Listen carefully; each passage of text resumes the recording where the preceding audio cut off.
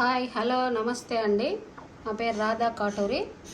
ఇప్పుడు వెల్లుల్లి పచ్చడి ఎలా చేయాలో చూపిస్తున్నాను. అంటే గార్లిక్ పికిల్.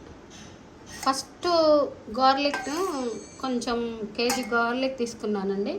కొంచెం ఆయిల్ వేసి దానికి సరిపడా ఆయిల్ వేసి దోరగా ఇలా వేయించి పెట్టుకున్నాను. బాండ్లీలో దోరగా వేయించి పెట్టేసుకొని దీనికి కావాల్సిన ఇంగ్రీడియంట్స్ తయారు చేసుకొని కలిపేసుకోవాలి.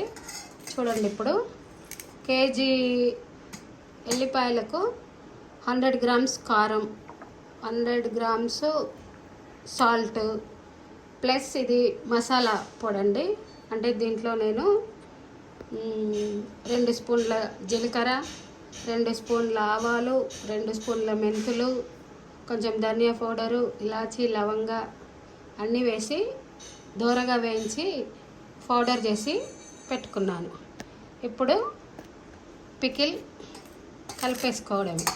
చూడండి, దోరగా వేయించిన వెల్లిపాయలో కారం వేస్తున్నాను,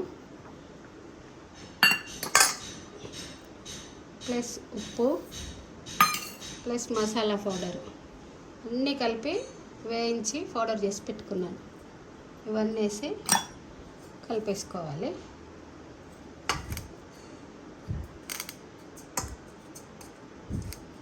దీని తర్వాత ముందుగానే నేను పోపు కూడా చేసి పక్కన పెట్టుకున్నాను. దీంట్లో కొంచెం ఎండుమిర్చి, ధనియాలు, మెంతులు, జీలకర్ర, ఆవాలు, ప్లస్ కొంచెం చింతపండు గుజ్జు తీసి కొంచెం వేయించి వేసేసుకున్నాను టేస్ట్ కోసము. దీంట్లోనే పోపు వేసి చల్లార్చాను. చల్లారిన తర్వాత దీంట్లో వేసి కలపాలి. అప్పుడు వేసేసి కలుపుతున్నాను.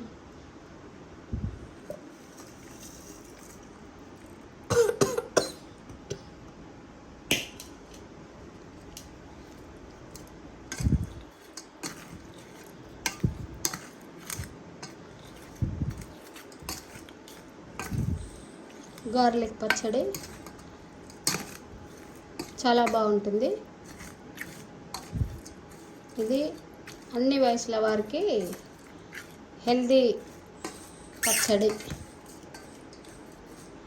ఒక 2-3 నెలల వరకు నిల్వ కూడా ఉంటుంది ఈ పచ్చడి. దీన్ని మంచిగా కలిపేసి ఒక 1 అవర్ తర్వాత ఒక గాజు సీసాలో పెట్టేసుకుంటే ఒక 3-4 మంత్స్ వరకు నిల్వ కూడా ఉంటుంది. Thank you for watching.